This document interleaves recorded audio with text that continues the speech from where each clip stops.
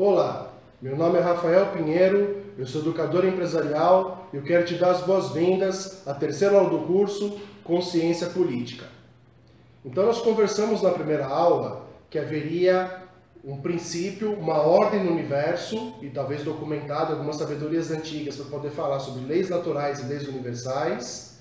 Na segunda aula falamos especificamente sobre o princípio de ação e reação, de causa e consequência, de causa e efeito, como que isso pode na prática ser observado a poder se produzir um resultado diferente. E agora vamos falar um pouco sobre o que seria um futuro dourado, como que a gente pode aproveitar toda essa consciência basilar, essencial e primária, de modo a poder viver em plenitude a nossa realidade daqui para frente. Então, para poder começar a falar sobre isso, a gente vai voltar um pouco no movimento republicano brasileiro, em que, se Auguste Comte trouxe, depois da Revolução Francesa, alguns pensamentos, para poder se trabalhar uma certa ordem posterior a esse movimento, existe, por exemplo, uma influência de Auguste Comte, do pensamento de Auguste Comte no movimento republicano, e é a partir de uma máxima dele que nós temos o lema de ordem e progresso na bandeira brasileira. A frase original de Auguste Comte seria: amor por princípio, a ordem como base e o progresso como fim.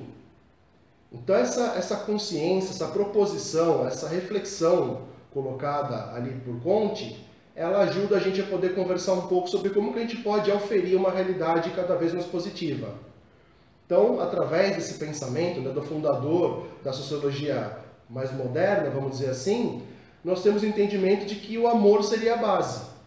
E nós conversamos aqui nesse nosso curso que o amar ao próximo como a si mesmo também estaria relacionado com a consciência de enxergar-se a si mesmo no próximo. Não seria então, portanto, uma ação mecânica e artificial, mas um reconhecimento da minha própria essência no meu semelhante, numa realidade compartilhada enquanto existência universal. E essa consciência, esse reconhecimento, ele não torna a coisa artificial e mecânica, acaba sendo uma maneira plena de se viver essa realidade do amor, do reconhecer a si mesmo no próximo. Então, uma consciência expandida, que conversamos sobre a lei da evolução, sobre a constante tomada de consciência, estaria nos levando para uma nova dinâmica de vida e, portanto, uma forma de a gente poder ter uma realidade apoiada no passado, mas também para ser poder trabalhada em melhoria contínua, em evolução, em transformação constante, para que sejamos cada vez mais positivos daqui por diante. Então, superar, como falamos, a consciência egóica, a consciência da divisão, a consciência da separação, para ter essa consciência da unicidade, da unidade, de que seremos todas expressões de uma mesma natureza, expressões de um mesmo organismo vivo, seria uma forma de poder também apresentar o universo, isso mudaria a nossa dinâmica de realidade compartilhada. Então, por isso a atenção plena, por isso a consciência plena, por isso a meditação, por isso também trazemos a questão da sabedoria. Então essa foi a pauta trazida até aqui e, portanto, estamos continuando apoiados nas aulas anteriores para poder conversar sobre esse futuro dourado que a gente poderia, nesse momento de globalização, de intercâmbio cultural, poder se dedicar também a viver uma consciência maior desse entendimento todo e, portanto, também mudarmos os meios para que possamos mudarmos os fins. E aí, então, a partir dessa consciência prévia, esse entendimento que a gente veio construindo, veio discutindo até aqui, nós temos, por exemplo, espiritualmente falando, a ideia trazida por Chico Xavier, por exemplo, de que o Brasil seria coração do mundo e pátria do Evangelho.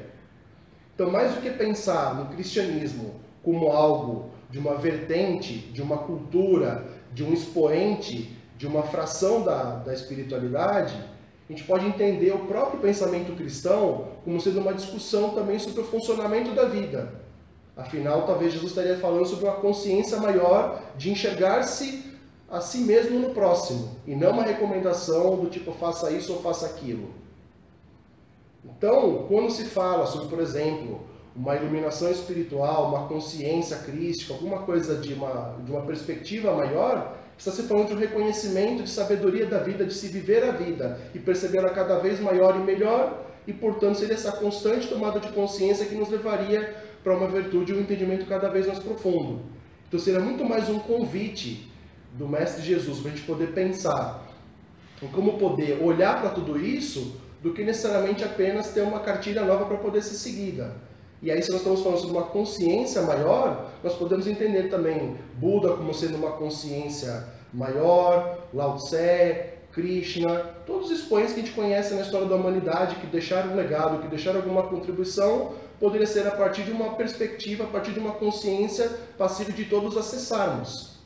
Então o Brasil poderia ser um coração do mundo, uma pátria do Evangelho, na medida desse acolhimento cultural, no sincretismo religioso, na convivência de diferentes correntes filosóficas, científicas, espiritualistas. Então seria nesse momento de fraternidade, talvez tendo o próprio amor como princípio, como trouxe Conte, que a gente poderia caminhar em fraternidade, nessa consciência maior de se enxergar a todos nós como sendo apenas um, que a gente poderia ter então uma pátria do Evangelho não cristã, porque aqui também budistas, ateus, e isso não significa que sejam pessoas de má índole, né? Seria apenas uma perspectiva diferente de se olhar a vida, com outra bagagem cultural, de repente fruto de uma imigração de outro país, de outro continente. Então seria muito mais uma consciência crística, um panorama maior de se entender a vida do que exatamente uma pregação específica de uma determinada cultura religiosa. Então seria esse convite para a gente poder ir além, falar sobre uma consciência maior, sobre olhar a vida por outro ângulo, procurar mudar um pouco a nossa maneira de viver para que os resultados sejam diferentes. Então nós estamos aqui nesse momento nacional, né, com várias questões acontecendo, né, a gente não precisaria ficar elencando pandemia, qualquer questão econômica, porque já estamos todos cientes disso, mas seria essa consciência da autorresponsabilidade ou da corresponsabilidade inevitável que viria proporcionar um resultado diferente. Como falamos, a paz do indivíduo será a paz do mundo na medida em que pessoas equilibradas convivem de modo equilibrado socialmente e também tem uma realidade equilibrada com o meio ambiente. Então, toda essa proposição, toda essa conversa, toda essa consciência política é para que nós sejamos participantes, né? Sejamos pessoas em plenitude, para que na corresponsabilidade inevitável a gente possa participar de uma realidade cada vez melhor e maior e mais positiva para todos. E aí então fica esse indicativo de que a gente busque conhecer um pouco mais essa questão de um olhar espiritualista, universalista, para o tema da própria filosofia, né? Desses pensadores, todos esses expoentes da história da humanidade, olhar por um olhar mais acolhedor para tudo isso, não exclusivista, não separatista, e aí seria a gente podendo ir além do nosso ego, ir além da dualidade, ir além da ilusão do eu, da separação de mim e os outros, né? Seria com uma consciência de uma perspectiva de pelo menos olhar um pouco mais para isso, que a gente poderia talvez transcender esse nível de consciência egóica, esse nível conflituoso, de competição, de rivalidade, de disputa, para poder um entendimento maior de que somos todos um, parar de ter a briga da mão direita com a mão esquerda e poder ter a fraternidade como uma consciência clara e nítida e experiencial e não algo que a gente vai tentar seguir mecanicamente, mas que não tem um fundamento na nossa própria sabedoria de vida. Então, procurar olhar com o coração, pensar com o coração, viver com o coração poderia talvez nos levar para a nossa essência, para a nossa unidade compartilhada e, portanto, uma nova forma também de se viver aqui na face da Terra. Então, seria com essa consciência que nós poderíamos falar também sobre o momento coletivo, sobre o momento também eleitoral, de decisões coletivas, para que todos possamos ter essa perspectiva, pelo menos, de olhar com atenção para todo esse assunto, e aí podemos tomar decisões conscientes, decisões claras, de modo a poder fundamentar a nossa realidade coletiva.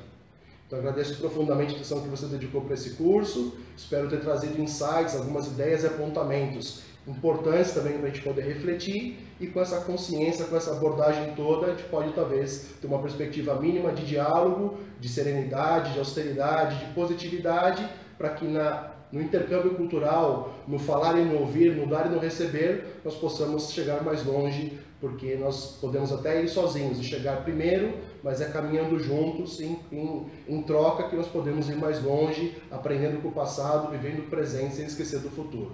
Então, muito obrigado mais uma vez, um grande abraço, excelente sequência de vida para você, e nos vemos então no próximo encontro. Até!